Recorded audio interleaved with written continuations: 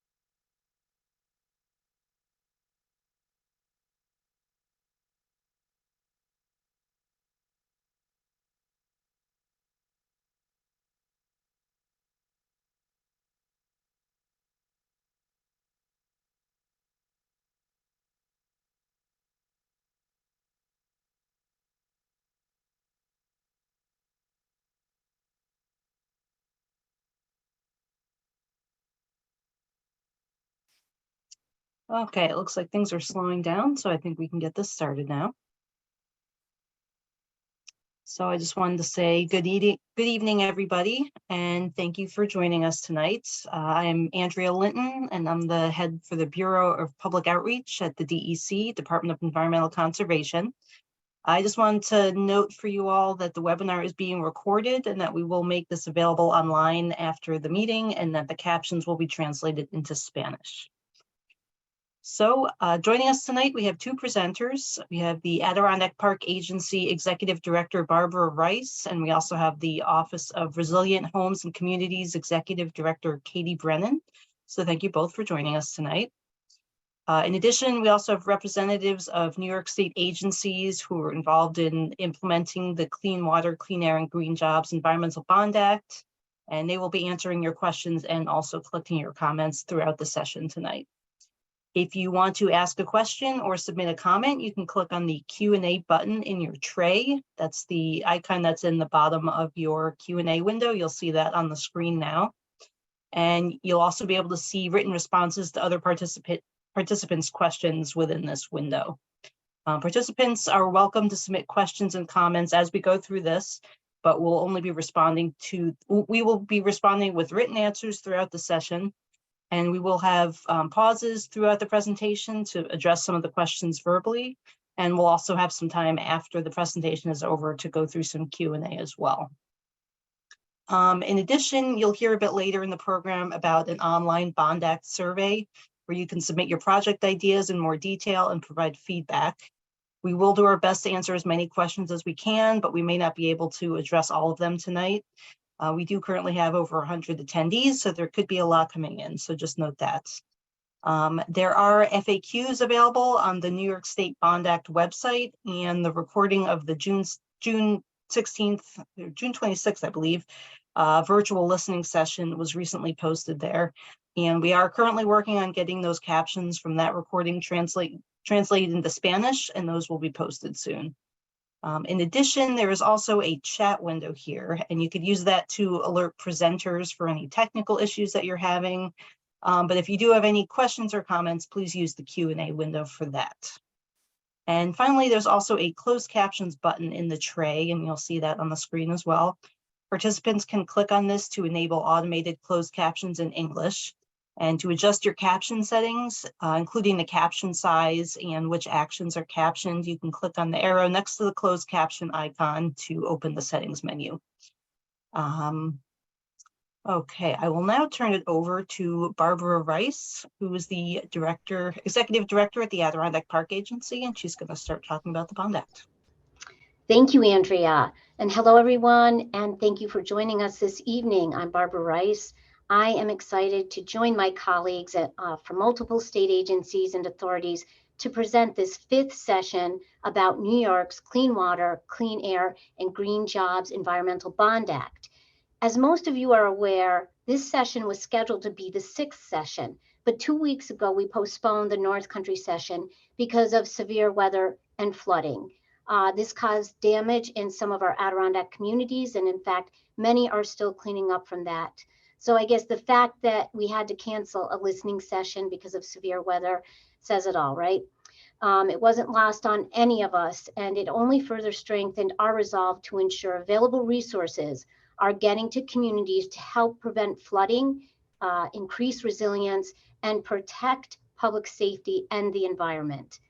Governor Kathy Hochul saw this firsthand, and she extended the application period for more than $500 million in available Bond Act and other water quality infrastructure funding. This will provide municipalities impacted by storm damage additional time to apply for resources to improve water quality, strengthen resiliency, and mitigate climate change. We're going to talk in more detail about other opportunities later in this presentation, but let's move on and talk a little bit about the Bond Act and what it is. Last year, on November 8th, voters came out in full force and they showed their support for the $4.2 billion Environmental Bond Act. Thanks to Governor Hochul and the legislature, the Bond Act was increased from $3 billion to a record-setting $4.2 billion because they recognize the importance of acting now to safeguard our natural resources and protect communities statewide from the worst impacts of our changing climate. Few things in politics these days lead to consensus, but the will of the voters was made abundantly clear in November. Now New York State is working to implement this generational and transformational investment in our future by working with all of you and on this Bond Act funding. So let's move on and talk about our agenda today. With this listening tour, we are taking the first steps in fulfilling the mandate to us by New Yorkers. We will discuss the priorities that drove the creation of the Bond Act, and particularly the mandate to make significant investments in the communities most burdened by the legacy of pollution, systemic racism, and inequitable funding. We will talk about the main funding categories that will support substantial investments for public schools, including clean green schools and zero-emission buses, provide water to drink, invest in critical water infrastructure, and restore vital environmental habitats, reduce flood risks, preserve outdoor spaces and local farms, and invest in climate change adaptation projects that will reduce air pollution and lower carbon emissions. Both during tonight's formal presentation, and you will be able to submit questions about the Bond Act to the New York State agency and authority representatives. So that's a great opportunity, and I hope you all will take advantage of that. All right, so what is the Bond Act? The Clean Water, Clean Air, and Green Jobs Environmental Bond Act is a once-in-a-generation investment to improve quality of life, modernize infrastructure, safeguard clean drinking water, and address climate impacts. It is the largest environmental bond act in the state's history, and it authorizes $4.2 billion to fund critical environmental restoration projects. The Bond Act breaks down the funding into four main categories: climate change mitigation, restoration and flood reduction, water quality improvement and resilient infrastructure, and open space conservation and recreation. For most of these categories, the Bond Act further details the types of eligible projects each could broadly support, such as clean school buses, municipal stormwater projects, farmland protection, mitigation of climate impacts, fish hatchery maintenance, and inland flooding prevention, among many others. So there is another $300 million that is not specifically allocated. This may be used for additional projects in any of the four main categories. So to be bondable, and this is important, and therefore eligible to be funded by the Bond Act, projects must have a useful life of at least 10 years. So things like food, lodging, operations, maintenance costs, equipment, furniture, and things like that are not bondable, and they are not eligible for funding. All right, so let's talk about the eligibility guidelines. The Bond Act requirements for DEC to establish criteria for Bond Act investments. These eligibility guidelines will help determine which projects are funded and will help ensure dollars are strategically invested to achieve the Bond Act's goals and priorities. Each of the Bond Act priorities will be advanced by its own eligibility guidelines, which are being very carefully vetted and crafted by state agencies before being released for public comment. In March, the State Environmental Facilities Corporation released for a 30-day public comment period the first set of draft eligibility guidelines under the Bond Act for water infrastructure projects. This is based on existing water infrastructure improvement and intermunicipal grant programs. So we're going to talk a little bit more about that later in this presentation. The Bond Act provisions ensure investments are aligned with Bond Act priorities. Updating infrastructure, Bond Act investments will help municipalities reimagine and rebuild to withstand severe storms and future high water events. Bond Act dollars will also safeguard New York's air, land, and water by expanding access to open space, preserving farmland, and supporting projects that will help the health of the environment. Green jobs. So in addition to significant provisions that support labor, which we'll talk about a little later in this presentation, the Bond Act will help generate an estimated 84,000 jobs. That's a significant number. So in advancing environmental justice, at least 35% with an ultimate goal of 40% of the benefits of the Bond Act funding must be benefit disadvantaged communities that are expected to be significantly negatively impacted by climate change. So we're going to talk a little bit about environmental justice now. So decades of research has shown that certain populations, particularly low-income communities and communities of color, shoulder a disproportionate burden of negative environmental outcomes, such as pollution exposure and lack of access to open space. We also know that climate change is a threat multiplier. Its impacts are exacerbated by existing stressors and vulnerabilities, adding increased burdens to some communities.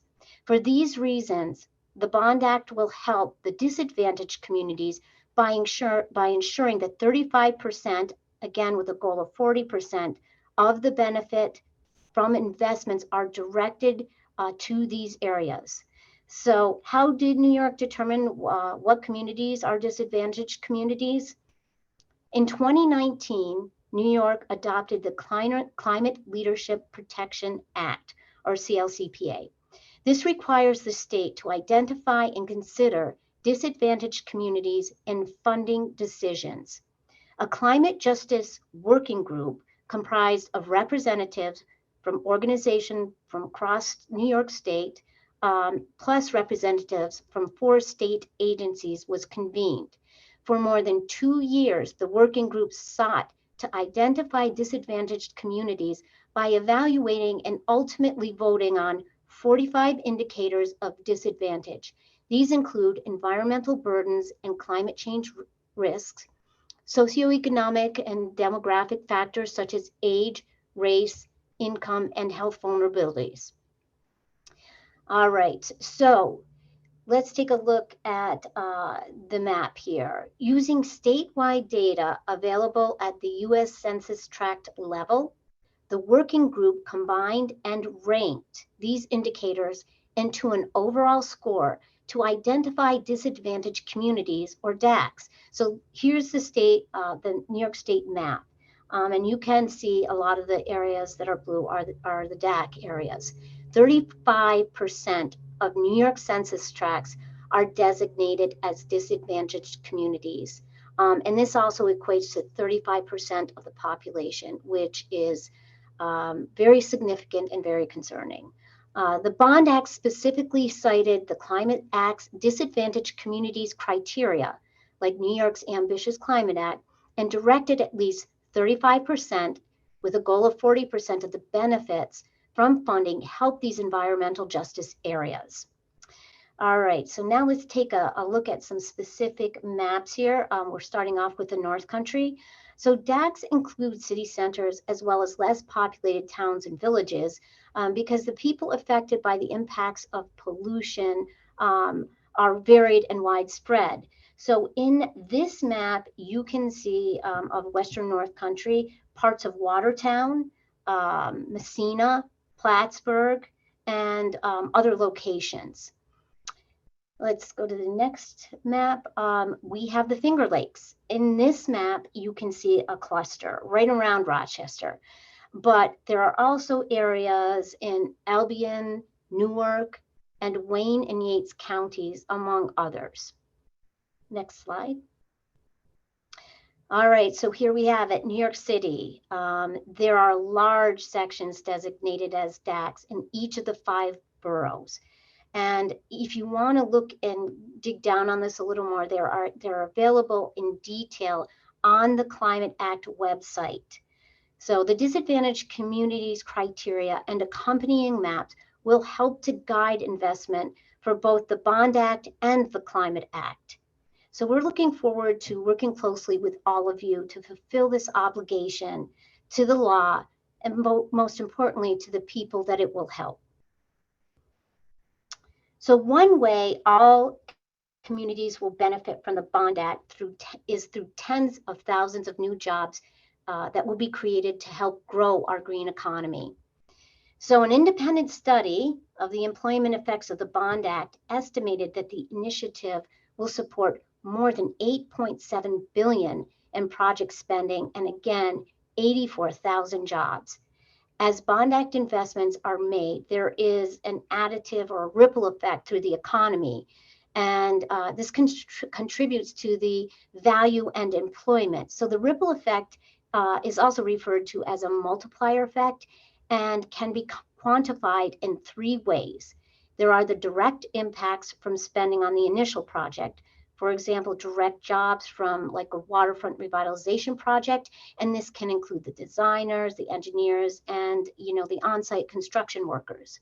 There are also the indirect impacts, and these result from funds going to suppliers, providing materials and equipment for the project, who in turn can grow and hire more workers. And finally, the induced impacts, which are the result from both the direct and indirect workers spending their earnings on goods and services in the economy. The Bond Act will promote the creation of good paying jobs, ensuring prevailing wages are required for workers on projects funded by the Bond Act, also requiring state agencies or municipalities receiving over $25 million of Bond Act funding for projects costing more than $50 million to use apprenticeship agreements. It will also encourage project labor agreements and labor peace agreements, and is including a Buy America provision for iron and structural steel. The $4.2 billion in Bond Act funding truly represents a once in a generation opportunity to address a wide range of environmental challenges all around the state, and including climate change. And with that, I'm going to pause for questions. Okay, thank you. So we did get a few questions in. So I'm going to start with one. There's a question asking, how is the farmland protection under the Bond Act different from the New York State FPIG program?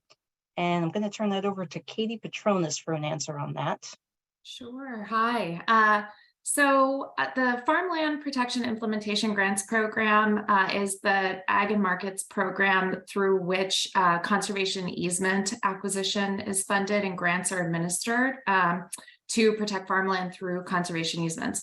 The Bond Act specifically references the Farmland Protection Implementation Grants Program as one mechanism to help further conservation of farmland in New York through conservation easements. So we envision that the Farmland Protection Implementation Grants Program will actually be one mechanism that the Bond Act will supplement and further help support conservation of farmland through. I don't want to speak on behalf of Ag and Markets. I'm DEC, and I think that they are right now in the process of thinking about the best way to administer that program and are considering whether or not the Bond Act dollars for farmland conservation will be focused entirely on the FPIG program type projects, or will explore other types of farmland conservation tools. But again, I don't want to speak on their behalf, though I know that the Farmland Protection Implementation Grants Program is specifically referenced in the Bond Act language. Okay, thank you. There was another question asking, how do we get on the list to know what agency is making guidelines? Is there an email list? I didn't know if Maureen or Jim Tierney, if someone could answer that question. I can, this is Maureen Wren. I can weigh in on that.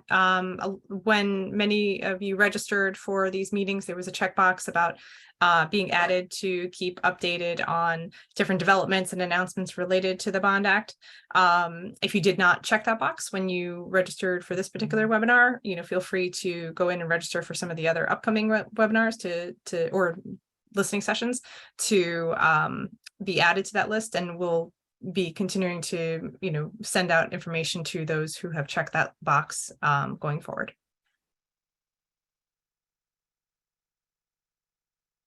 Okay, thank you. So then I had a question. We have a few questions about disadvantaged communities in here. So some asking about the difference between a DAC and a PEJA, which I believe environmental justice area. I'm not quite sure on the distinguishing there. Then can a DACs apply for multiple projects under different EBA programs? Is there anyone from the EJ office who could answer questions about DACs?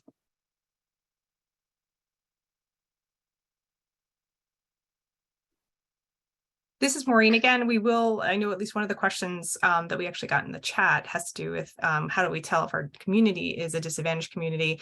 And on our climate website, it's climate.ny.gov. There's a section on disadvantaged communities where we have pretty detailed maps, both on a statewide level and also region by region, that individuals can check. I believe Madeline might have even put the link in the chat, but in there, region by region, you can identify your communities based on zooming in on the map there.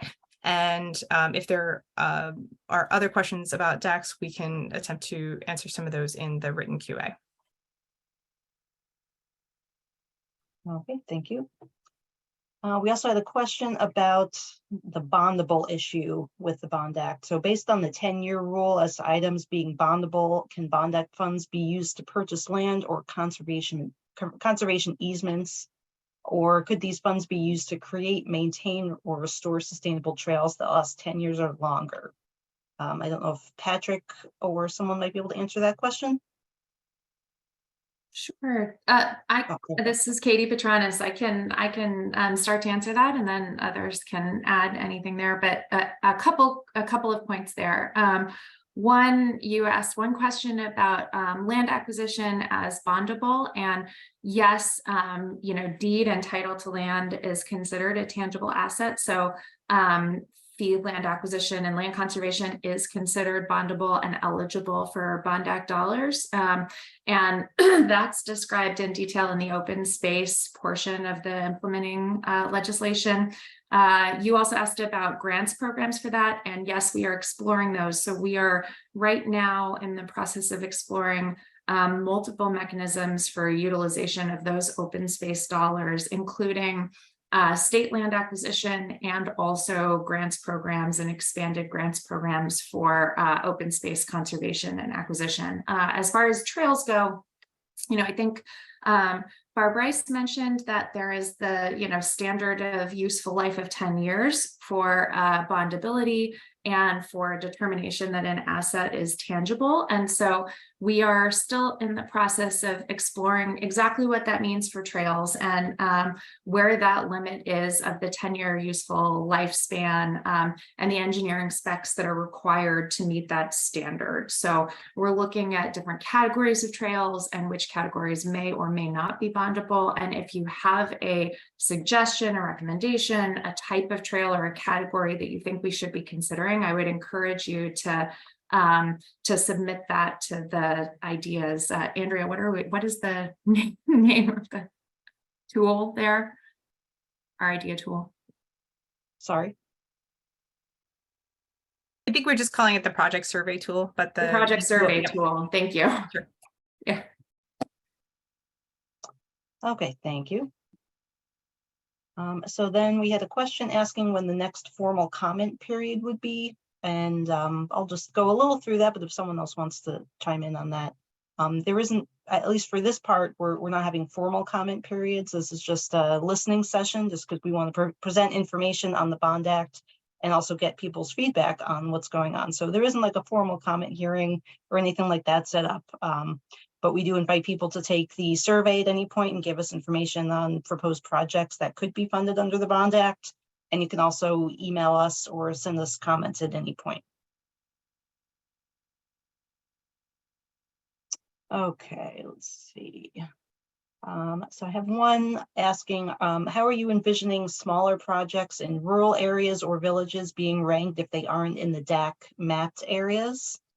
Would Jim Tierney perhaps be able to answer that one?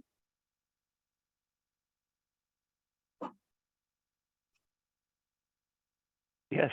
Hi, Andrea. Well, as Barbara mentioned,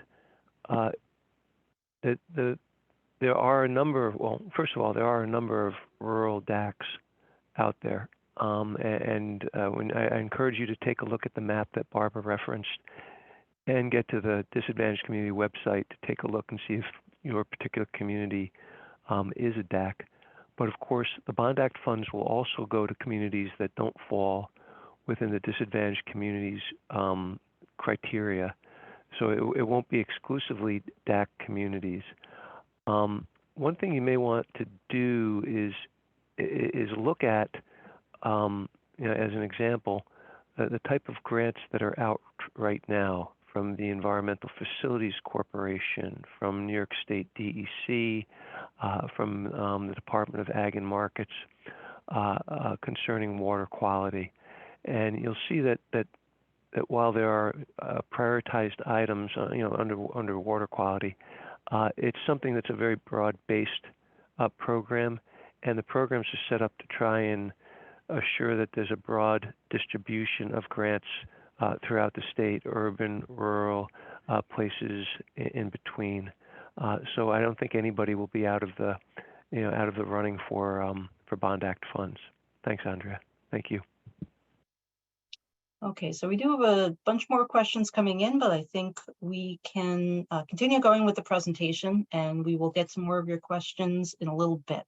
So I'm going to turn it back over to Executive Director Rice, who's going to continue through the presentation.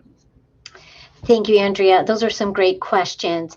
We're going to move on and talk about climate change mitigation. New York is on a path to achieve a 40% reduction in greenhouse gas emissions from 1990 levels by 2030 and an 85% reduction by 2050. So this requirement was established by the Climate Act, and it is ambitious because the magnitude of the climate crisis demands urgent action. So that's why the Bond Act authorizes $1.5 billion to mitigate climate pollution and help communities adapt to climate change. The Bond Act breaks the $1.5 billion down to include not less than $500 million for zero-emission school buses and infrastructure, not less than $400 million for green buildings to increase energy efficiency or site renewables at state-owned buildings and public schools, not less than $200 million for projects to reduce or eliminate air and water pollution in disadvantaged communities, and not less than 100 million to support climate adaptation and mitigation projects. 300 million for other projects to combat climate change include urban forestry, urban heat projects such as green roofs, community gardens, cool pavement projects, and reflective roofs where green roofs are not possible. Projects that utilize natural and working lands to sequester carbon and mitigate methane emissions. So let's take a look at some examples of projects that would fit into this. This will give you a sense of how these investments can look, and by seeing these past projects that have successfully leveraged state and partner resources. So the Bond Act will fund investments in projects like these and many others to build on past successes and sustain New York's continued progress across the state. So we've got the Bethlehem School District zero-emission buses. In New York State, the transportation sector accounts for approximately 1/3 of state greenhouse gas emissions. So creating a transportation system that reduces emissions while increasing connectivity requires scaling up existing solutions, such as zero-emission vehicles, while developing innovative technologies for hard-to-electrify modes of transit. Zero-emission school buses provide clean air for kids and the community, reducing pollution and greenhouse gas emissions. So the Bethlehem School District is the first school in the Capital District region to add electric school buses to their fleet. The 5 new electric school buses will also help to build awareness around sustainability, and it will teach students about clean transportation as part of the state's overall effort to address climate change. And also DEC, they're investing in electric vehicle charging stations at campgrounds throughout the North Country. So to date, chargers are available at Meadowbrook, Fish Creek, and many other facilities. In addition, the Olympic Regional Development Authority, or ORDA, is also investing in EV infrastructure with installation of chargers for residents and visitors enjoying Whiteface, Gore, and Mount Van Hoevenberg. All right, next slide. Open space. So New York has long been a leader in preserving our open space and providing quality recreational experiences. So New York State, actually I had to put a plug in here for the Adirondack Park. New York State's 6 million acre Adirondack Park is globally renowned example of land preservation and open space conservation. So climate change has and will continue to impact natural and cultural resources, the health and safety of visitors, and the state's operations and infrastructure. With the Bond Act, we can continue to expand and enhance these publicly owned resources and also connect more New Yorkers, particularly from historically underserved, disadvantaged communities. Bond Act funding will preserve more lands and grow opportunities for recreation across the state by providing not less than 300 million for open space land conservation projects, not less than 150 million to farmland protections and easements, not more than 75 million for fish hatcheries, 125 million for other projects, which could include recreational infrastructure projects and build out of state and municipal parks, fish hatcheries, campgrounds, and other amenities. Next slide. All right, so let's take a look at these great examples of what these type of investments might be. So we have the Tupper Lake Bandshell. This is a really great project. I know this one. The Tupper Lake Bandshell project on Racket Pond was completed in July of 2019. And the project was designed by architect Andrew Sherry and used a combination of funding from the State Environmental Protection Fund and donations raised by the Tupper Lake Lions Club and Tupper Lake residents and friends, and also generous donations of labor and equipment by local contractors and Lions Club members. So this is an excellent example of how a community partnered with other resources to leverage state funding to really make a great project. Also, we have the Sojourner Truth State Park. This is located on 500 acres of former industrial land.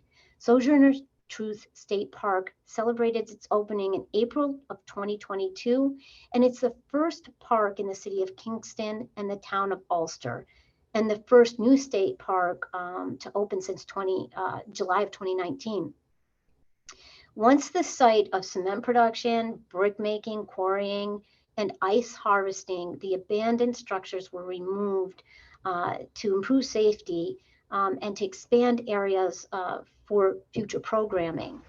The new park currently features 2 hiking trails that provide access to the river corridor and to a bluff top overlooking the magnificent views of the Hudson. So this sounds like a beautiful place. I'm going to put that on my list. And so in partnership with Scenic Hudson's State Parks and the Palisades Interstate Park Commission, they will collaborate on future phases of this development and ensure that the park benefits surrounding communities. And with that, I will end my portion of the presentation, and I will now like to turn it over to my colleague, Katie Brennan. Katie is the Executive Director of the New York State Office of Resilient Homes and Communities, which is currently implementing more than 300 projects throughout New York State to help communities recover from the devastating impacts of severe weather. So thank you very much, and please welcome Katie Brennan. Thanks so much, Barb. Hello, everybody. Good evening. I don't need to tell you all on the webinar here tonight that our communities statewide in New York are no strangers to flooding, and that the risks are only growing more extreme as extreme weather becomes the norm. Since the last one of these listening sessions that we've had, there's been another horrible storm in New York State with flooding. So last week, Governor Hochul announced up to $3 million in funding will be made available to eligible homeowners in Orange County impacted by flooding from recent historic rainfall. These funds will provide emergency repair grants of up to $50,000 for critical home repairs to homeowners who suffered damage to their primary residence during the week's 1,000-year flooding event. So this is separate and aside from the Bond Act, but I wanted to take this opportunity to tell everyone here tonight and to spread the word about this resource that's available for people in Orange County. It's a historic disaster, and the governor is committed to supporting the community every step of the way. We've had state personnel working around the clock to help folks rebuild and recover, and that's repairing roads and bridges, and now assisting homeowners with this initiative. So the emergency grant funds will cover damage incurred at a primary residence who meet the program's income guidelines. New York State Homes and Community Renewal, that's my department that we're under, will oversee the program, which will be administered by Rural Development Advisory Corporation, an Orange County-based nonprofit and subsidiary of RUPCO, Inc. So homeowners can apply to receive this funding to cover the cost of urgent repairs that are necessary to make sure that their home is safe and habitable. The eligible work can include repair or replacement of electrical and plumbing systems, heating systems, appliances, flooring, drywall, insulation, windows, doors, siding, roofing, all those kinds of things that are likely to be damaged in this storm and that we want to make sure are better prepared and resilient for the future. The full list of qualified repairs will be available on the RUPCO website. Again, that's grants of up to $50,000. They'll be awarded based on a scope of work approved by RDAC. Applicants must be homeowners whose primary residence is in Orange County and have incomes at or below 80% the area median income. Eligible homeowners can apply for the funding at rupco.org, or there's a telephone number, and I will make sure that both of those things are in the chat so that you or others may apply. Okay, so back to the matter at hand, the Environmental Bond Act. Whether it is the wave action from rising water levels along the Great Lakes, debilitating snowstorms, as we saw earlier this year, or inland flooding in the Catskills and many other communities, the financial costs of damage to property and infrastructure are staggering, and the risk to public safety is too high. So, over the past decade, the Office of Resilient Homes and Communities, known as RHC, has managed the long term recoveries from Hurricane Irene, Tropical Storm Lee, and Superstorm Sandy to provide more than $4.2 billion in federal funds to communities to meet their housing, economic development, community reconstruction, and infrastructure needs. New York State has also committed up to $300 million to benefit communities and improve resiliency in flood-prone regions along Lake Ontario and the St. Lawrence River after devastating flooding in 2017 and 19. Managed by both DEC and in DOS, that's DEC and Department of State, these projects are bringing new life to waterfront communities that have experienced the hardship of the recent flooding. These disasters revealed the increased flooding risk that we face as a result of climate change, and our response has included many flood risk reduction and restoration projects around the state. For example, RHC managed a buyouts program that has successfully returned 615 storm damaged properties back to nature, allowing them to serve as a natural coastal buffer that will protect the surrounding communities in perpetuity.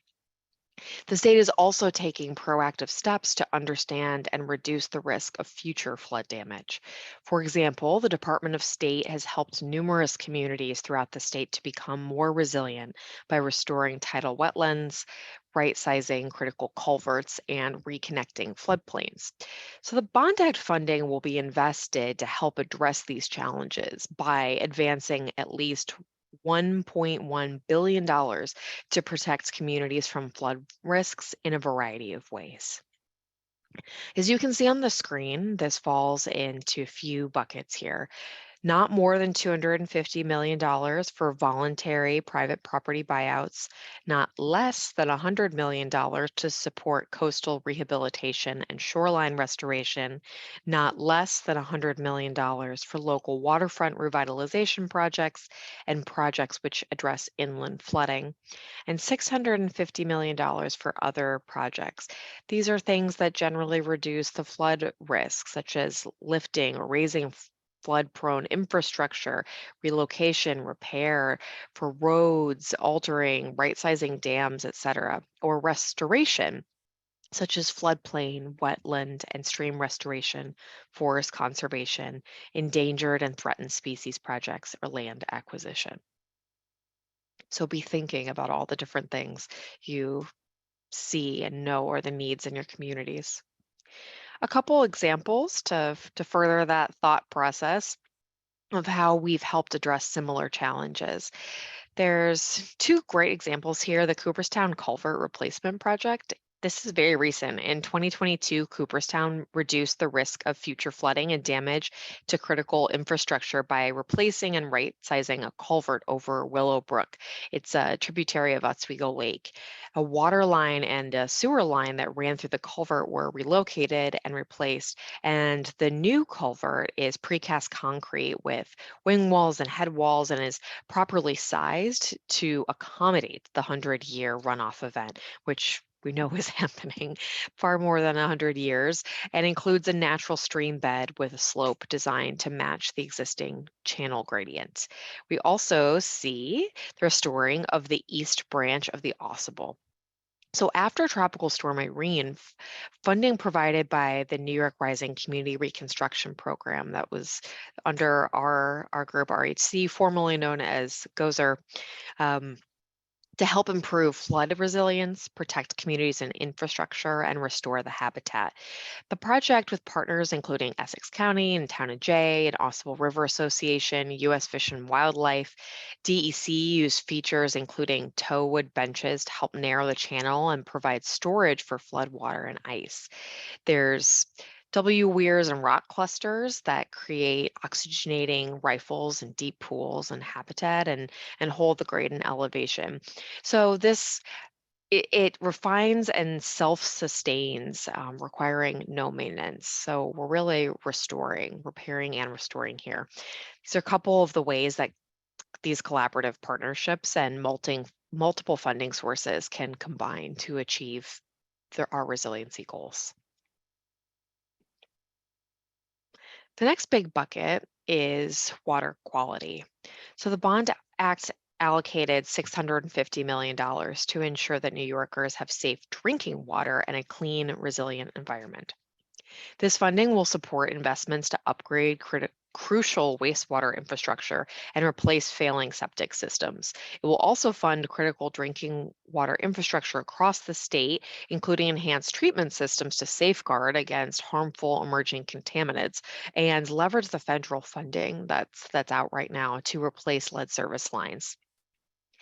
So there's not less than $250 million to support municipal stormwater grants, not less than $200 million for water infrastructure improvement, not less than $200 million to support other programs like green infrastructure, projects to reduce agricultural nutrient runoff, projects to reduce the frequency of harmful algal blooms like HABs. HABs happen when nutrients and other contaminants affect the water quality and pose a threat to the public health or recreational use of water bodies, and to protect drinking water by replacing lead service lines.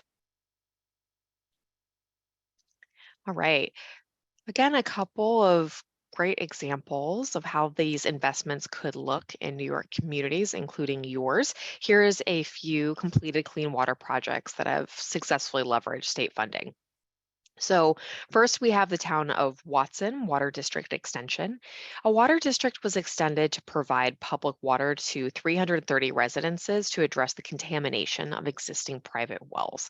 The work included the installation of 53,000 linear feet of new water main and 180,000 gallon standpipe and 2 new production wells. And on the right, we have the Nature Conservancy, the Finger Lakes Land Trust, and the Peconic Land Trust are among the many organizations in the state that receive state funding through the Water Quality Improvement Project Program to protect drinking water sources. By acquiring lands in the watersheds Frisco Needles Lake and Owasco Lake, pictured here, the efforts help reduce sediment as well as nutrient loads that can contribute to the HABs, the harmful algal blooms we spoke about a moment ago. Now we're going to pause for questions, and when we come back, we're going to talk about the first Bond Act water quality funding that is already available. Okay, thank you, Katie. So we do have quite a few questions coming in. So I will read a few out loud. So we have one asking, will the Bond Act seek to augment existing environmental conservation funds and prioritize projects that may not have otherwise been funded through annual funds? And this was a question for Jim Tierney.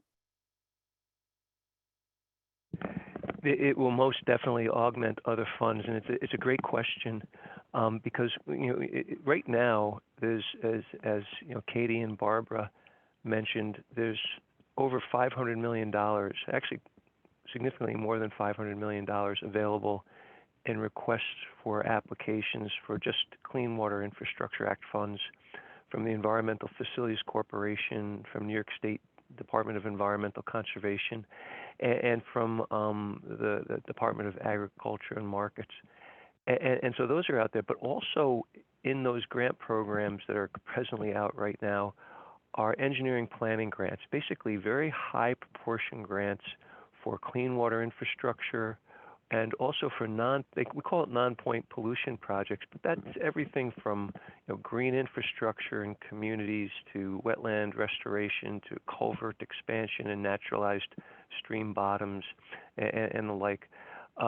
One of the things that we're very focused on here in the state, and I know the governor's office is very interested in this, is how do we make sure that we leverage these existing funds in the grant programs with the Bond Act, but also with federal funds. Now, here's where you can conceivably, as a state, really ring the bell, because just to give you some sense of it without getting too far in the details, there's some $50 billion nationally just in the bipartisan infrastructure law, the federal bipartisan infrastructure law for resiliency measures.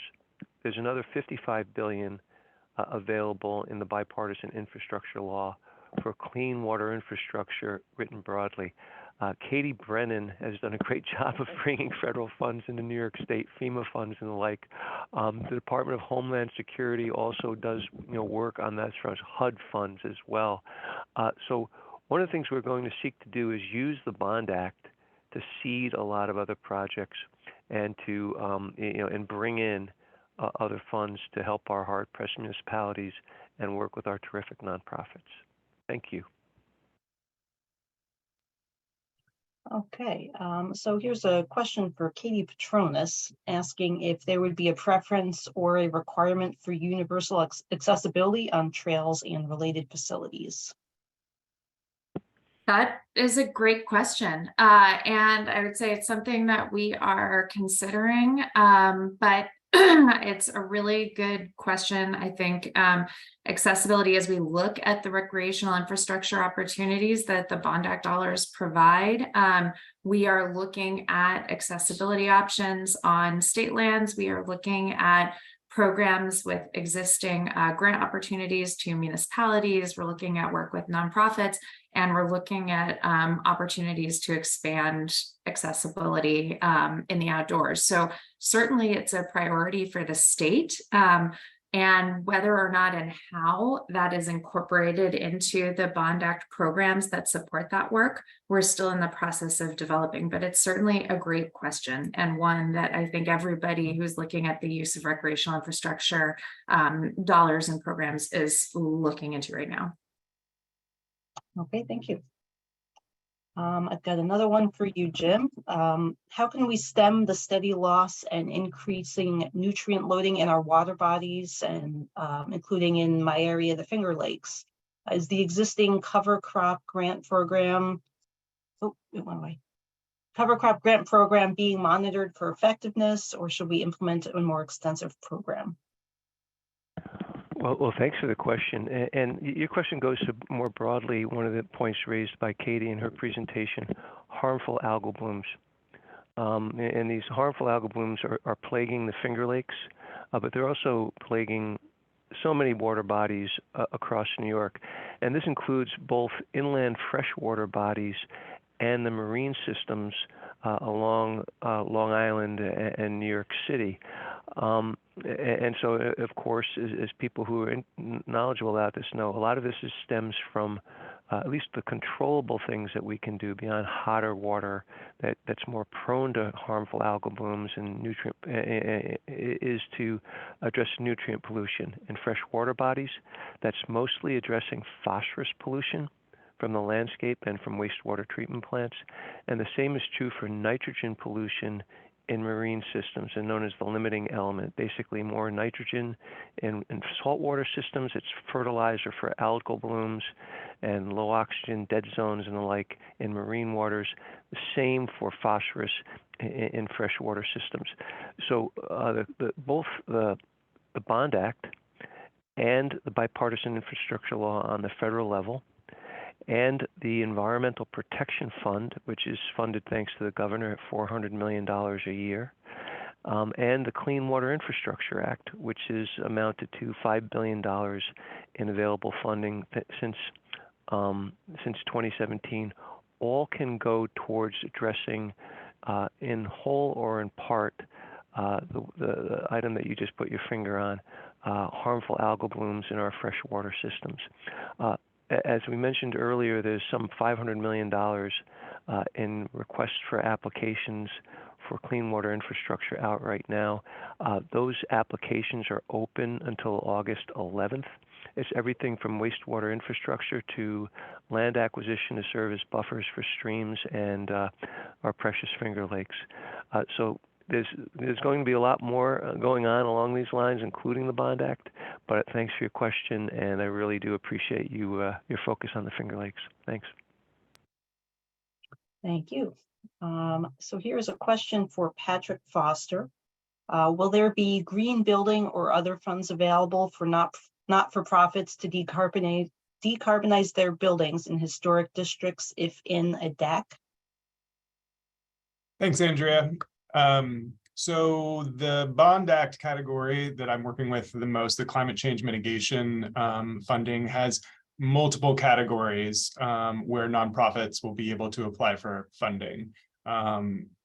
Green building projects are the types of projects that we hope people will put into our survey that we've been talking about today. So definitely folks who are asking those questions or other questions about project types should go to the website and use the survey tool to make sure that we know that they're interested in those types of projects. There is $200 million specifically set aside for projects in disadvantaged communities in the Bond Act. So we expect to get a lot of proposals for projects from nonprofits, and green building projects may be some of those projects that would be funded. Okay, thank you. So we do still have quite a few more questions, but I think we'll continue with the presentation at this point, and we will have a longer Q&A at the end of the presentation. So I will turn it back over to Katie. Sure thing. It's a hot topic. So Jim mentioned some of the funding that is available, and I do encourage everyone to also look at all of the federal money that is out. It's going to be such a magnifier with this incredible opportunity we have with the Environmental Bond Act here. And speaking of money that is out right now, everyone here should know that the first Bond Act water quality funding is available.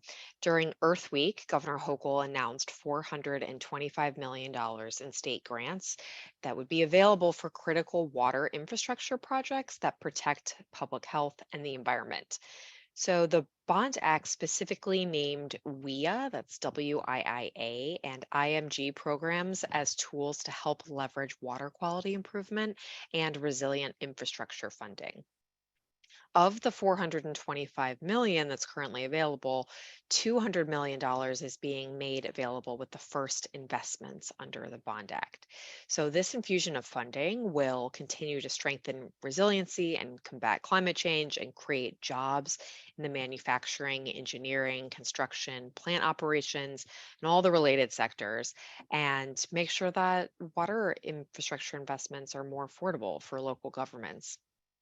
So EFC, the Environmental Facilities Corporation that oversees this funding, awarded more than $2 billion in state water grants since 2015, and that's saved recipients more than $4.6 billion in potential financing costs. So it's a great opportunity. And consistent with the process for other funding categories, draft eligibility guidelines were released in March for a 30-day public review and comment period before the funding became available. So that's all up online. You can see the final that was released. The application is open until August 11th, 2023. So we're coming up on the last few weeks here at efc.ny.gov. We encourage local governments to apply and to take advantage of this governor's record investment in water infrastructure that's totals $5 billion since 2017. All right. So as we've said a couple times, now and it cannot be overstated that the Bond Act comes at a time of unprecedented state and federal investments to address climate change. The $4.2 billion accompanies significant wins in the 2023-24 enacted budget, where Governor Hochul included a record $400 million for the state's Environmental Protection Fund. The fund is an example of a funding source that will complement or can be leveraged to enhance the Bond Act funds to advance beneficial environmental impacts all across the state. The budget also included $500 million in clean water funding, bringing New York's total clean water infrastructure investment as I just said, to $5 billion in the last few years. Water quality funding, EPF grants, and many other state funding opportunities are made available on an ongoing basis. And experts on these initiatives are here and available to talk with you in the chat, or you can have your questions at the end to see if those sources could be an option for your projects. The Biden administration and much of New York's congressional delegation also made incredible investments in our state and country's future with the enactment of the Infrastructure Investment and Jobs Act, the IIJA, or EJA, and the Inflation Reduction Act, the IRA, and CHIPS and Science Act, CHIPS. The recent federal action in these landmark investments is providing New York with tremendous national progress in the climate crisis, and it really is a once in a generation opportunity to capitalize on this funding. So EJA, also known as the Bipartisan Infrastructure Law, and CHIPS and IRA are providing, or IRA, I've heard people pronounce it both ways, are providing unprecedented funding to reduce consumer energy costs, slash carbon emissions and pollution, and ensure energy security and resilience, increase energy innovation and domestic manufacturing, and advance environmental justice. That's really core, not only to the Environmental Bond Act, but in the federal funding as well. You'll see that there's something called Justice 40 Communities. So New York will be seeing billions of dollars through these and other federal commitments to repair and replace aging infrastructure, address climate change, and advance environmental justice. All right. So we want to make sure that attendees here know that they may not need to wait to secure state resources for your projects. In addition to the WIA and IMG programs, several programs have application periods that are open right now, with more than 150 million available for more than 30 kinds of state programs. So if you're not familiar, the consolidated funding application, it's really nice. You put in an application to one place and it filters through of what you may be eligible for and helps guide you to the appropriate state entity and program. These are things like water quality improvement projects, environmental protection fund grants, parks, preservation, carbon neutral community economic development. See the whole list here. It's a whole variety of things that are climate smart and for parks and green space and waterfronts and buildings. So new funding opportunities for municipalities and advocacy organizations are announced regularly. So take a look. All right. And due to the recent severe weather, the application deadline was extended to August 11th. So we want to make sure that folks have an opportunity to take advantage of this for the very things that just happened. The extended deadline applies to more than $500 million in funding that's available. So all those things that we just mentioned before, like WIA and IMG, as well as some of the non-agricultural planning and mapping grants, those are all in the bucket of things that are extended. So please take a look now. All right, next steps. Let's talk about next steps for tonight and for the longer term.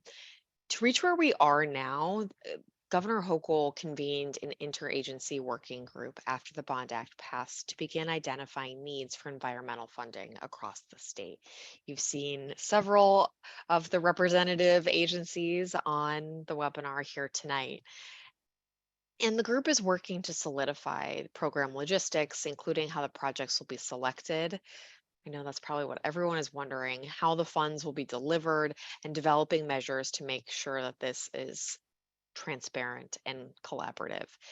When complete, we will be releasing for public comment the eligibility guidelines referenced earlier, as we did with the recently issued eligibility guidelines to implement the water quality funding that is now available from EFC. We will remain committed to this type of funding transparency throughout the Bond Act implementation.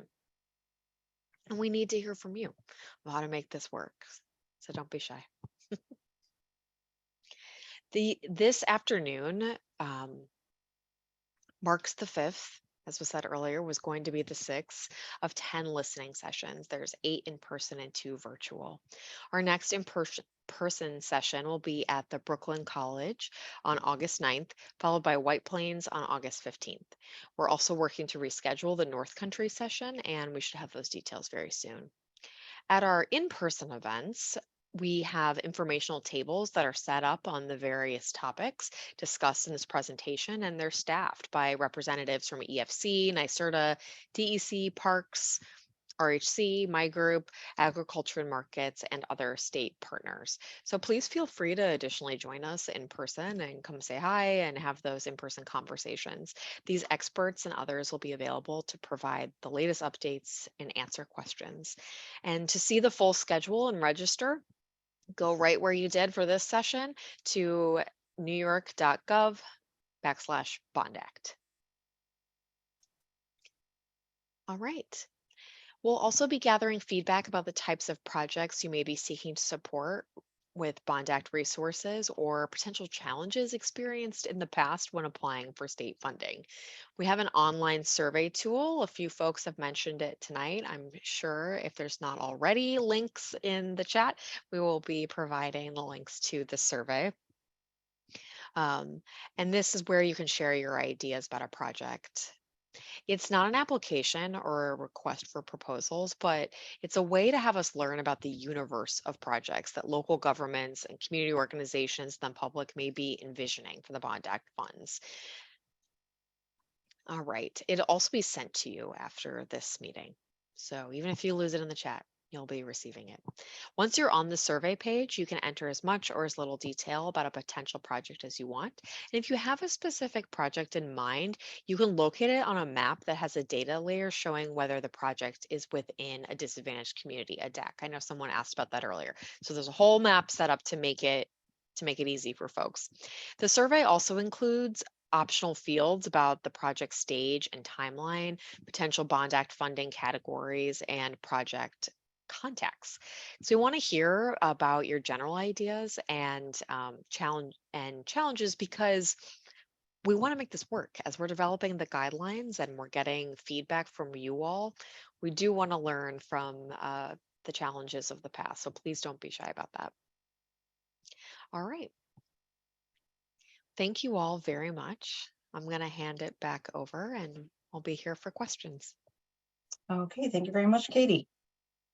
So we do have some more questions to go through and lots of time to go through them. So thanks, everybody. So we did have a few questions I'm kind of going to lump together asking about technical support or assistance for applying for projects through the Bond Act, noting that some smaller communities or organizations might not have the capacity or the knowledge to apply for these grants.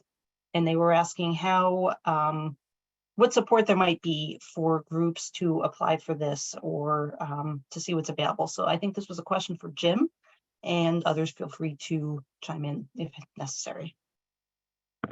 I think that's a terrific comment. We haven't threshed out exactly how the technical assistance will work just on the Bond Act, but I'll give you a sense of where the governor is coming from. In the realm of clean water infrastructure, the governor had New York State DEC and the Environmental Facilities Corporation set up what we call community assistance teams, where we basically walk people through the process of applying for grants and understanding the complexities, the acronyms, and the requirements of an effective grant application.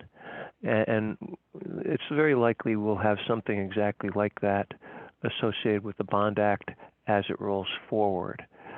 So for instance, the first $200 million in Bond Act funds, which is currently available through a grant program run by the Environmental Facilities Corporation, has this community assistance teams protocol set up and operating. But I think it's a great comment. I think it's something we have to do in order to assist communities in applying, but also assist communities in getting set up to apply for funds, be it from the state or the federal government. And so I'd also just remind you to look at the non-point planning grant program that's currently out and the engineering planning grant program, where we provide grants to communities of 80% for for wastewater and 90% for the general category of non-point pollution, which also can involve a lot of flood resiliency and a lot of aquatic habitat improvements and the like. And we basically give grants $30,000, $50,000, $100,000 to communities to hire an engineering firm or a landscape architecture firm to put the plan together that then serves as 90% of any application for major capital project grants. Thank you. Thank you. So here's a question. It's a general question. I'm not sure who would have the answer, but asking, will each agency have an estimated time frame for when the funds will be distributed, or is there a general timeline for accessibility of the funds? And I think this might be a complicated one because, as we've said, there is some funding that's currently available now, but I'll throw that to the group. Yeah, I can jump in on that. This is Susanna Randall. I think that realistically, there's going to be a range. There's a whole wide range of programs that we're looking at as we take comments from folks and listen to the needs and the ideas across the state for the Bond Act funds. And so whether it be a program that is targeting electrics or zero emission school buses, let's say, or larger construction projects, there really is going to be a huge range. So what I would say is, if you have thoughts on this, please, it's an endless plug for using that online tool to give us your comments and your feedback, because that will help us drive the program forward.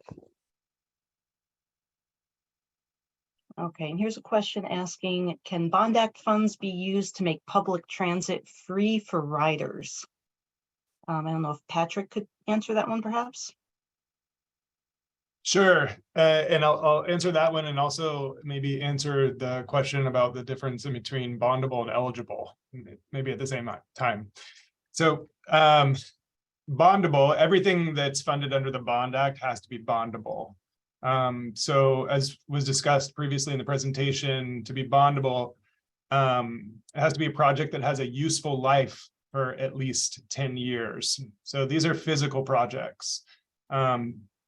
Food, lodging, operation maintenance costs, equipment, furniture, and other similar costs are not bondable. So I would say, in answer to the transit rider question, the answer would be no for that. Someone had asked about the difference in between bondable and eligible. I think that that's a super good question, because sometimes it can be really confusing. Everything has to be bondable, but each of the programs that are being developed under the Bond Act will have their own eligibility criteria. Each of those eligibility criteria, as we've heard, will go through public comment. So folks will be able to weigh in on that eligibility criteria. So one of the primary eligibility criteria is that the project be bondable, right? That's the number one eligibility criteria. But then depending on the program, the funding program, there's going to be a host of other eligibility criteria that will be involved that are about the program design and what the Bond Act and we want to accomplish with that particular funding pot. Okay, thank you. Here is another question for Jim Tierney related to water, asking what is the status of New York State facilities for basic water treatment and waste facilities across New York State, and for basic removal of lead pipes and current chemical concerns with drinking water? Oh, thanks for the question. It's a mix. Some communities are in terrific shape and have their wastewater infrastructure up to speed with a good amount of additional capacity, and some are in very difficult situations. One of the things that I know a lot of people hear quite a bit about is, things like combined sewer overflows. A lot of our older urban areas, Buffalo, Utica, Albany, right on down through New York City, have these combined systems with both stormwater and sanitary sewer lines flow through the same line. So really, there's no, it's really community by community. and permit by permit, and even enforcement order by enforcement order, we understand exactly where communities are. But what we're also trying to do is be proactive through different state programs to foster resiliency in the wastewater and the stormwater systems, and foster planning, basically management of the infrastructure in intelligent and systematic engineering techniques going forward. Now, as to lead service line, thanks for that question as well. The State Department of Health, working with the Environmental Facilities Corporation, has been going out with programs to address lead service lines. And we expect that overall program to really be accelerated over the course of the next months and years, because right now a lot of communities are focused on doing a survey, basically we're calling it a survey or an inventory of where their lead service lines are, so that they know the scope of work, and that will lead to grant programs, again managed by the Department of Health and the Environmental Facilities Corporation, to kind of pull those lead service lines right in through the house. We don't want to leave any lead service line pieces or fixtures in the house either. Pull all of those, fully replace them, and and get the level of safety we all deserve. And I think a number of you know that in the bipartisan infrastructure law, part of that $55 billion allotment for clean water included $15 billion nationally for lead service line removal and replacement. Thanks, Andrea. And I want to note that there were a few comments about the survey, that there was a character limit on people being able to put in comments, and that is going to be expanded. So there is more opportunity to send your comments. So we don't want to limit anything that you're going to send in. So just wanted to let you know that that is in the works.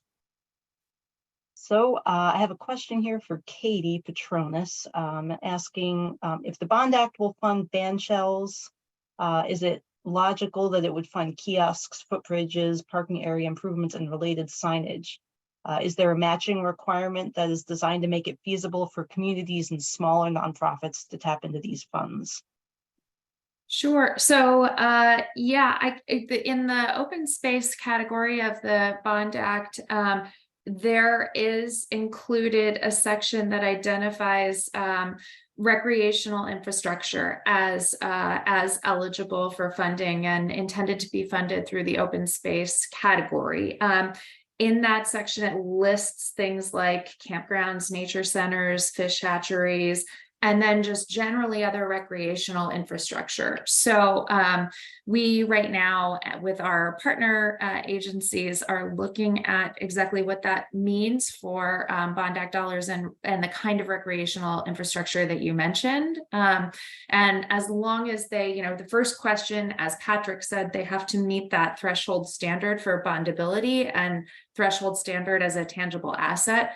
Assuming that they do, then yes, we are exploring opportunities to utilize those dollars not only for our own recreational infrastructure investments, but also in looking at grants opportunities with municipalities, with nonprofit organizations, looking at the best way to get those monies into communities for things like the recreational infrastructure projects that you described. Thank you. Okay, so another question for Jim Tierney. Could flood risk reduction include the development of beaver-friendly habitats for wetland protection? Well, it certainly could. One of the things that we're very interested in doing are projects right at the intersection of habitat, flood resilience, and water quality, and also hopefully recreation as well. Those sorts of projects have multiple, or you can call them co-benefits, and so you can imagine that if there is an ability to do a wetland restoration that would be good habitat, hold water on the landscape, slow it down, spread it out, soak it in, as we like to say, in stormwater practice, we're all for that.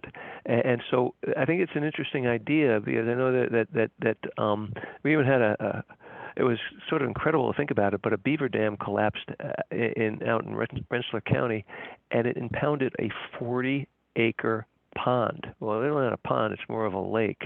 And that stunned everybody to see just how much water can be held back by by beavers. So yes, the answer is it could be. I think it's a good comment to make, but certainly we want to do a lot to restore floodplains, wet natural areas, and wetlands as part of habitat restoration, part of water quality, and part of flood resiliency. Thanks for the question. Thank you. Okay, here's a question for Patrick Foster. Would communities be able to apply for funding to transform a municipal building into a municipal center that would provide residents with shelter during severe weather events that result in loss of electricity needing for cooling or heating? Yeah, I think that there's a couple of different ways that those types of projects might be funded through the Bond Act. First of all, definitely just in general, municipalities will be eligible for funding under different categories. The Bond Act itself provides $100 million for our Climate Smart Communities program here at DEC. So within that program, facilities that are upgrading to reduce their emissions, their municipal facilities that would be reducing their emissions, so new air conditioning, for example, in places, might be eligible for funding through that part of the Bond Act. And then there's also funding that will likely be keyed to our ongoing extreme heat action plan work that NYSERDA and DEC are leading with a host of state agencies. So I can imagine facilities potentially looking for funding to address extreme heat in their communities. So a couple different ways there that those projects could potentially be funded through the Bond Act.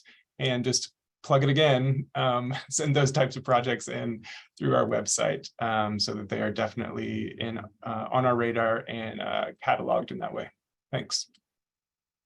And I wanted to just respond about the survey. So we're looking for ideas more than full proposals or full initiatives. So yes, we are expanding the amount of room in the survey to send information, but we don't want, like a 100-page proposal or anything like that. We just want your ideas on things that the money could be used for.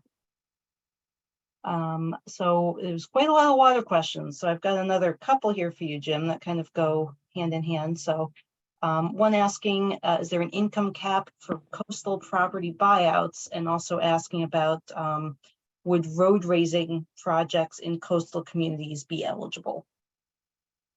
Well, if let's just start. There is no cap on communities that would be eligible for buyouts.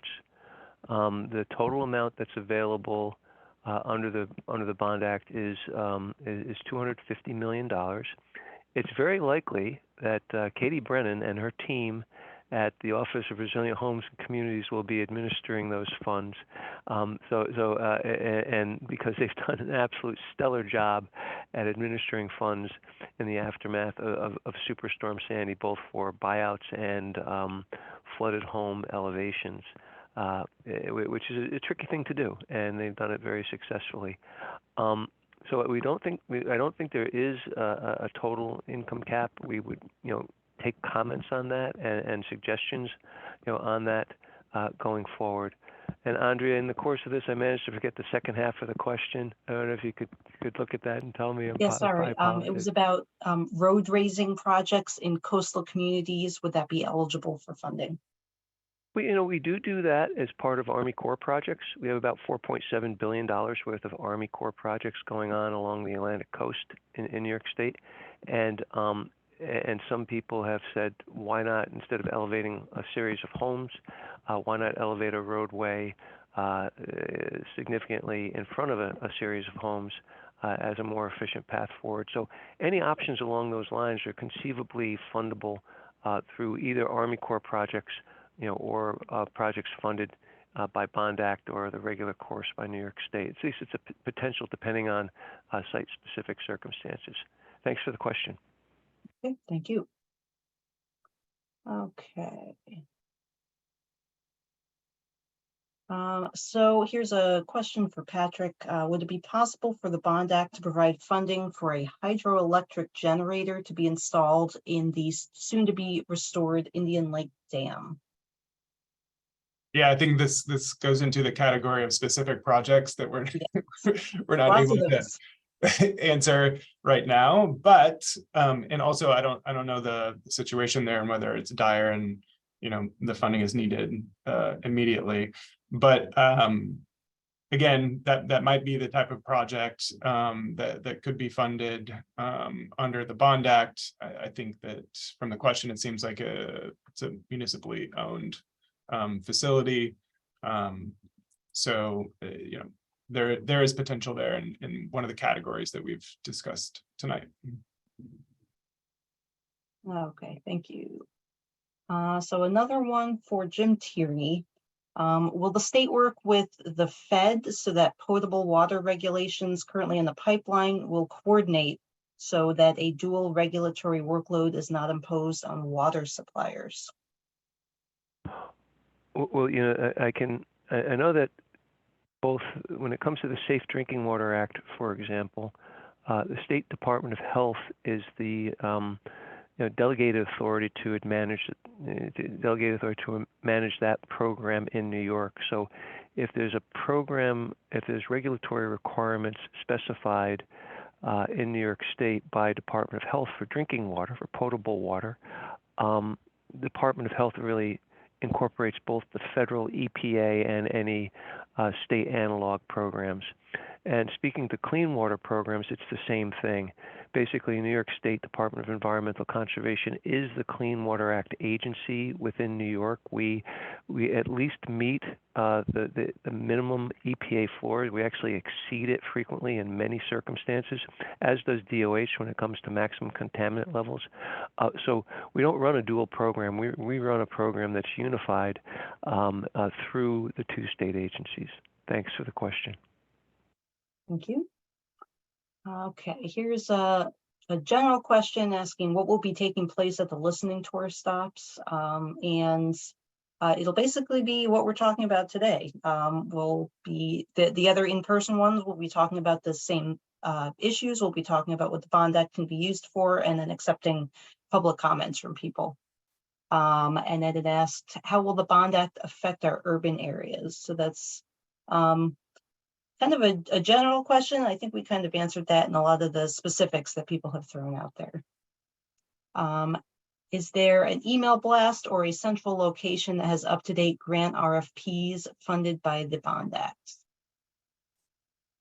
I know we do have a Bond Act webpage, so I believe a lot of that information will go up on the Bond Act page itself, but I would guess other individual programs at different agencies may also have information on their websites themselves, but if anyone else has anything else to chime in on, feel free.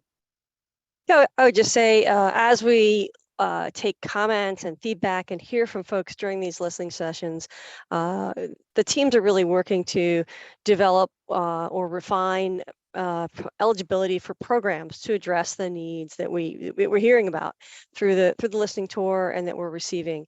And as those eligibility criteria are developed, they'll be published for public comment. So we'll be putting those out. I know Maureen mentioned earlier on about checking that box about updates from us as you register. So I would say to kind of check that box or shoot us an email and ask to be added to the updates. You could reach out to us at bondact@dec.ny.gov for further comments and questions. And so we really are looking to keep people informed and are committed to a clear and transparent process. And that's part of why we've been out on the road and online in these virtual sessions. I will add to what Andrea said about those in-person sessions. One of the great opportunities is that we have teams of folks from the various agencies in breakout sessions and in the corners of the room so that folks can come up and talk about specifics and ask questions and really give us feedback face-to-face, which I think is really important and really helpful. And we get to hear about ideas from across the state, which will help inform the programs that we we roll out to use these funds, which are all of our funds across the state to benefit New Yorkers. So while you're on, Susanna, here's another one that maybe you'll be able to answer. What is the timeline you are envisioning when after funding will be awarded? By that, I mean, once approved, how soon will it be before the organization will receive the funding? Right. And I think I spoke to that a little bit ago. There really is going to be a range. It depends on the program. It depends on the nature of the program. In different grant programs, because we will be rolling funds out through some established grant programs with criteria that's been revised or to really reflect the values of the Bond Act that are inherent in the Act itself. And so, it's really a range. And part of what we're doing is trying to nail down that information now as we work to develop the programs. So I'm sorry I don't have a better answer at this point, but we'll get there, and we'll be able to roll out timelines to help people plan and manage expectations, because I know that's really important. Okay. Let's see. A question for Katie. Are planning projects for parkland expansion or acquisition eligible for grant funding under the Bond Act? Thinking about DACs that might need planning support to help develop implementable capital projects and acquisitions to green their neighborhoods.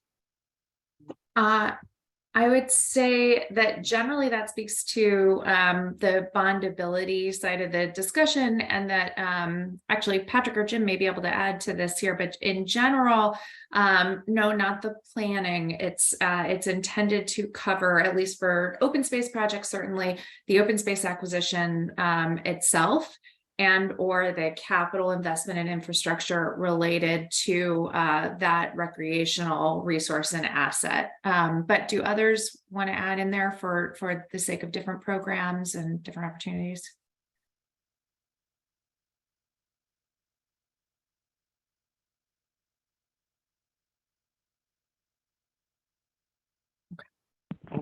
Katie, Yeah. I don't have anything specific for the Bond Act that's been developed just yet. But one thing that we're clearly exploring is the concept of how do we get the whole project pipeline. And that goes, so one of the things that a number of people in prior comments and in these public engagement sessions have raised, to me, is can we have more money from somewhere?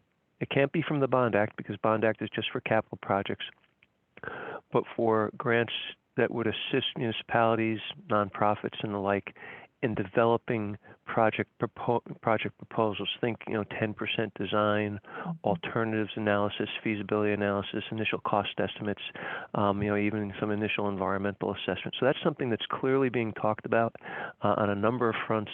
And I know Susanna Randall, who's the Chief Resiliency Officer at New York State DEC, has also raised this as an important issue for communities, particularly hard-pressed communities.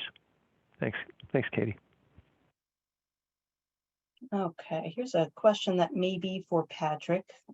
With the popularity and energy efficiency of LED lights, will staff review green building projects to ensure dark skies are maintained for wildlife? Good question. I haven't heard that one yet, so it's something that I guess we can consider and think about in our project reviews. I don't think that that's a specific eligibility criteria that I have seen in any of the programs connected to green buildings that currently exist.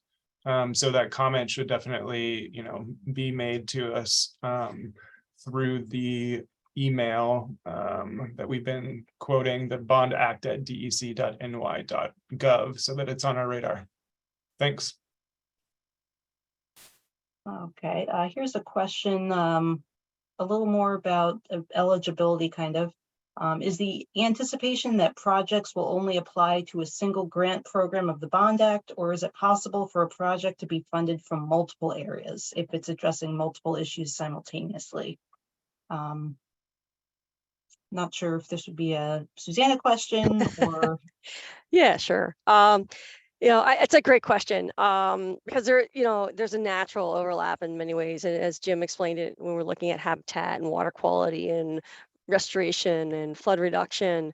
And so one of the things that we're really looking at is what are the program eligibilities, and how we roll those out. And certainly for folks who have used the consolidated funding application, there are programs that align within that where you might be eligible for multiple funding sources or multiple grants at the same time. And so that may well be the case where you could apply to multiples, and we'd have to kind of look at which program Bond Act funds would come through. But it's certainly something on our radar as we roll out programs. And really at this stage, really we're looking at the criteria and trying to figure out what's the best way to deliver funds out to projects to benefit New Yorkers at this time. Thank you. Okay, here's a question for Patrick again. Can Bond Act monies be used for waste reduction efforts, for instance, building or expanding organic waste handling facilities or other waste reduction efforts? So again, municipalities are eligible for funding this $100 million that was set aside for the Climate Smart Communities program. And as part of that program, yes, specifically waste reduction in composting facilities and also wastewater facilities, all tied to greenhouse gas emissions reductions, are currently eligible in our Climate Smart Communities program. And this Bond Act funding will be funneled into that program per the terms of the Bond Act itself. So the quick answer is yes. Okay, thank you. So this is kind of a general funding question. Will prior planning efforts provide communities with a competitive edge in applying for funding? How can communities best prepare or position themselves to apply for funding? Not sure if that's a Susanna one or anyone else who wants to step in on that. Great question. I think in some ways a lot of things are in the air, so to speak, in terms of hearing the demand and hearing the needs. Certainly folks who have successfully kind of mobilized to tee up for funding before, or have an idea or have a real project that they've developed, maybe kind of ready to jump in if something is announced. I think that it kind of ties in and dovetails into a question that we had before in terms of where we are really looking at, and we are really hearing from around the state this question of ability to apply for funds and looking at how we can remove obstacles for communities to apply successfully for projects that are really needed in their community, and regardless of who the eligible applicant is, because as I mentioned before, there's going to be a wide range of different programs, and within each type of program there will be different eligible applicant types. So I know that was kind of a little bit all over there in an answer, but hopefully I got at the meat of it to give you a good answer on that. Thank you. Okay, so we have a couple questions here that kind of get at the idea of whether private citizens would be able to apply for funding related to maybe funding, what is it, like lead service lines to an individual house, or maybe buy induction stoves or heat pumps or things like that. I don't know if Patrick or someone would have an answer to that, whether this may fund grant programs that could then go to private citizens, or how that might work. Yeah, I think the first thing to note is that the state finance law requires this funding to not directly go to private individuals. So this funding will go to municipalities and to nonprofit organizations. So that should be clear to folks. That does not mean that the funding will not benefit individuals or small groups of people. It means that the funding directly will be going to nonprofits and municipalities. So there may be conceivably programs, projects that a nonprofit or a municipality would undertake that could do the type of work that this question is asking. Thank you. Here's another question that maybe you would be able to give some input on, Susanna. How will Bond Act spending be tracked? Will there be a database or a map showing project locations? That's a great question. That's something that we're working with all the various partner agencies and authorities who are part of administering and we're really getting the funds out for the Bond Act to create, to envision what that's going to look like. But it really falls in line with our commitment to a clear and transparent process to really tell the story of what we're achieving with the Bond Act in terms of dollars out the door and things that we're accomplishing, what we're getting for those dollars. Okay, thank you. Here's a question for Jim Tierney asking about, there's a few that asked about engineering planning grants, and the questions were, could they be used for drinking water infrastructure funding or water system infrastructure? Well, thanks for the question. The engineering planning grants is a $3 million annual program. It's currently out in the combined funding application. And it funds usually about 80 to 90 planning grants for wastewater infrastructure. It's a program that the Environmental Facilities Corporation and New York State DEC have supported for a period of years. There's another planning grant program. It has a longer name, but you'll see it also in the combined funding application that's out right now called the Non-Point Planning Grant Program. It has a long tail about, municipal separate storm sewer systems, but you don't have to worry about that just now. And that's, again, a $3 million program funded at 90% grants for communities in order to them to put together plans for programs to address diffuse sources of pollution on the landscape, which right now is the largest source of water pollution in the country and in New York State. So those two planning grant programs get you set up, get municipalities set up to apply for grant funding from DEC, from from the Environmental Facilities Corporation. And it's a type of program that we're puzzling about in the context of the Bond Act as well. Thanks. Okay, so there was another couple questions here, and I'm not sure if this is a Jim or Patrick, but asking about marinas or docking facilities, if they were used for either flood protection measures or, say, evacuation from flood-prone communities. Would those types of projects be eligible for funding under the Bond Act? I can take that. If the project has a flood resiliency element, we're open to all sorts of creative ideas. I know there was this question about would you raise roads as a flood resiliency mechanism? That can earlier in the day. If there's something along those lines that actually fits into a broader flood resiliency program and also fits into the concept of an environmental bond act where we want to, we don't want to, necessarily build, hard, fixed or environmentally damaging structures along, our shorelines wherever possible. It certainly could be an element of the solution.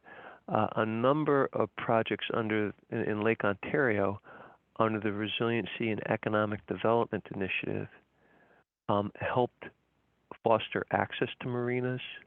It fostered dock repair and all that sort of type of work, recreational access and the like, in the aftermath of the very significant floods that happened along Lake Ontario and the St. Lawrence River, both in 2017 and 2019. So it's certainly a possibility. I'll put it that way. Thanks for the question. Okay. Another question that may be for Susanna, I'm not sure if we know the answer to this question yet, but asking about when funding is underway, will there be any tracking to provide some parity between downstate and upstate communities? I'm not sure. I mean, I can guess at what you're asking there. Really, the overall tracking will be looking at the impact of the Bond Act. One of the things that we do know is that we have a goal and a target within the Bond Act to really right historical wrongs in terms of disinvestment across the state for disadvantaged communities. And so we will be looking to make sure that we're investing in those communities with Bond Act funds. And looking at how we provide benefits across the various categories and across the state. Thank you. Okay, so we are getting towards the end of the questions. I know we did have a lot of questions asking about very specific projects, and we are keeping track of those questions because we do want to make sure that we can get a response, but maybe not something that everyone needs to hear on those specifics. Tried to touch on like broader categories of funding that people have asked questions about. So since we are getting towards 8 o'clock, I just wanted to put a plug out there that if you do have some more general questions about Bond Act funding or anything like that you want to ask, please feel free to put that in the Q&A at this point. And just wanted to point out that we do have the additional meetings that will be coming up in the future. And so we do have Brooklyn that's coming up on August 9th at Brooklyn College. We have one in White Plains that'll be August 15th at the Westchester County Center. Bronx will be August 22nd at the Central YMCA. Long Island, August 24th at the Suffolk County Community College in Brentwood. And we did have to postpone the North Country meeting at this point, but we are actively looking to a new date for that. We were hoping to get that scheduled soon. And definitely for that one, if you want to keep checking back at the Bond Act website, we will have more information on that when it does get rescheduled. And again, you can go to ny.gov/Bond Act, and that's got all the information where you can register for upcoming meetings, see where the upcoming ones are, see details on what Bond Act funding can be used for, and the link for the survey is also there. So just throwing that up there. Okay. So I'm not seeing additional questions. So again, if you do have any more questions, please throw those in. I know we've been, it's been a long presentation, so thank you everybody for sitting through this and hearing all the information. I know it's a big topic, it's a heavy topic there. So we do appreciate you giving us your evening and sitting with us to ask us all these questions. So let me just scroll to the end. I will put out a reminder again that we will have the recording of this presentation on the Bond Act website. And so look for that soon if you say joined late or weren't able to hear the entire thing. So thank you again for coming tonight and supporting the Clean Water, Clean Air, and Green Jobs Environmental Bond Act. And please keep engaging with us online, send us emails, check out the survey, and we also hope to see you at some of our upcoming in-person meetings. So thank you very much, everybody, and have a great night. And I'm sorry, this is Maureen. I know there's might be a couple of other questions still being answered in writing. So if we can just keep the page open for a few more minutes to help finish up those answers. And, you know, if there are any other questions coming in, we'll address those as well. But we can just pause now for any audio anyway. But we want to make sure we get the opportunity for people to read some of their answers as it's in the progress. Thank you. Thank you.